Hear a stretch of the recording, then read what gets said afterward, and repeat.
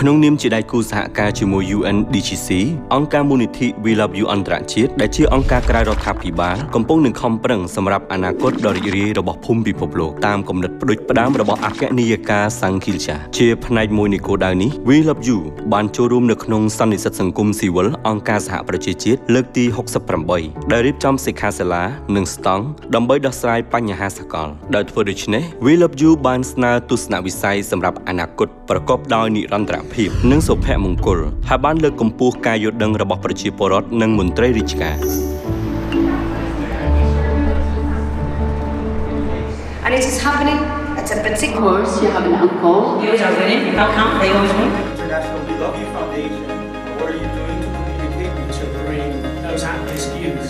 អង្គការមូលនិធិ We Love You អន្តរជាតិបានរៀបចំសិក្ខាសាលានិងស្តង់បទពិសោធន៍ផ្សេងៗដើម្បីរៀបចំអនាគតប្រកបដោយនិរន្តរភាពនិងសុភមង្គលព្រឹត្តិការណ៍នេះធ្វើឡើងដើម្បីជូនដំណឹងដល់ប្រជាជនអំពីគោលដៅដែលអង្គការសហប្រជាជាតិកំពុងស្វែងរកមានការអញ្ជើញចូលរួមពីប្រមុខអង្គការសង្គមស៊ីវិលរដ្ឋាភិបាលនិងវិស័យអប់រំហើយក៏ទទួលបានជោគជ័យយ៉ាងត្រចះត្រចង់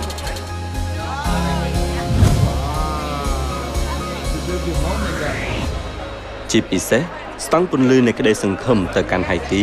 គឺដើម្បីទទួលបទពិសោធន៍ជាក់ស្ដែងរបស់សិស្សានុសិស្សហៃទី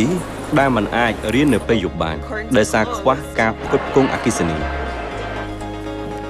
ពិតជាអស្ចារ្យណាស់ខ្ញុំបានដល់ចូលហើយព្រោះជាស្តង់តូចមួយខាងក្នុងគឺងងឹតណាស់ខ្ញុំឃើញតែទៀនទេហើយខ្ញុំគិតថាដូចជាខ្ញុំកំពុងចូលពិភពផ្សេងអញ្ចឹងខ្ញុំធ្លាប់ឮរឿងនេះថា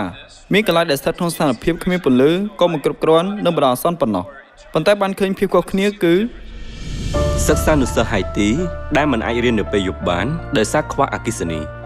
អគ្គនាយិកាសង្ឃីសាបានរៀបចំពិធីក្បួនយាត្រាគ្រួសារដើម្បីផ្ដល់ជូនដល់សាធារណជនពីស្ថានភាពអកុសលនៅប្រទេសហៃទីហើយបានផ្ដល់ចង្គៀងដើរដោយថាមពលព្រះអាទិត្យ 3000 ដល់សិស្សានុសិស្សនៃសាលាវិជ្ជាជីវៈនៅប្រទេសហៃទីគម្រោងផ្ដល់ពន្លឺនៃក្តីសង្ឃឹមទៅកាន់ប្រទេសហៃទីដែលបានចាប់ផ្ដើមដោយមនុស្សម្នាក់បានធ្វើឲ្យរំភើបចិត្តដល់អ្នកចូលរួមជាច្រើននៅក្នុងសន្និសីទសង្គមស៊ីវិលអង្គការសហប្រជាជាតិអរគុណដែលបានគិតពីមនុស្សទាំងនោះដែលសង្គមបានបំភ្លេចចោលអរគុណដែលបាននាំពន្លឺមកដល់ពេលវេលាដ៏ងងឹតបំផុតរបស់ប្រជាជនហៃទី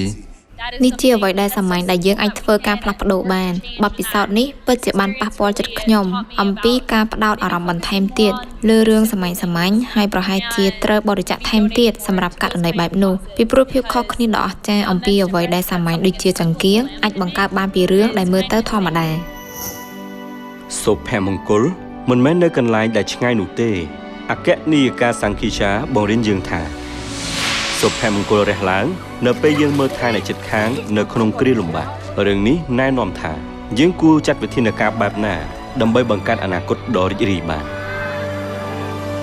អគ្គនាយិកាសូមអរគុណសម្រាប់អ្វីដែលកំពុងធ្វើនៅជុំវិញពិភពលោកអរគុណសម្រាប់សេចក្តីស្រឡាញ់ដល់គ្រប់គ្នានិងបានចែកចាយក្តីស្រឡាញ់អរគុណសម្រាប់ការជួបជុំគ្នានិងសម្រាប់ការលុបបំបាត់ឧបសគ្គដែលអាចកើតមានសម្រាប់ការកសាងពិភពលោកឲ្យកាន់តែប្រសើរឡើងការកសាងសហគមន៍រឹងមាំនិងអស្ចារ្យដែលរួមបញ្ចូលសម្រាប់គ្រប់គ្នាហើយយើងអាចមានអារម្មណ៍ខ្ញុំមានអារម្មណ៍នៃក្តីស្រឡាញ់ពិតជាក្តីស្រឡាញ់ដូច្នេះសូមអរគុណ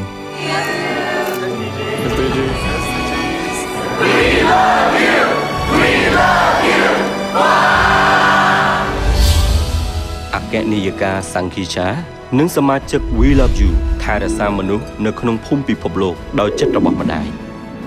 អង្គការមូលនិធិ We Love You នឹងបន្តខិតខំដើម្បីអនាគតប្រកបដោយនិរន្តរភាពនិងក្តីរីករាយរហូតដល់គ្រប់គ្នាមានសុភមង្គល